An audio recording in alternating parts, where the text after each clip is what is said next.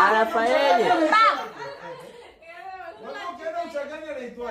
Sitaki mnaniharibia jina la mwanangu. Sasa uchagani utawakanya wangapi? Nitawakanya wote watakao niharibia jina la mwanangu. Mmoja wapo ni maanza na nini? Oli. Takupiga wallahi. Ufanyaje? Ananiharibia jina la mwanangu. Mwanangu anaitwa Oli. Afu ananifanya Oli. Hiyo ya mwisho unaipeleka wapi?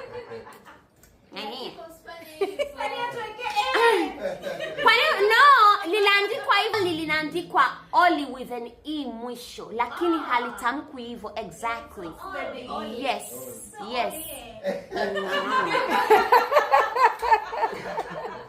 Anikwaza mimi ubinti. Anikwaza ubinti huyu. Anasema tu ukija sasa hivi Wema akikuona amuelewa anaona mama Odie.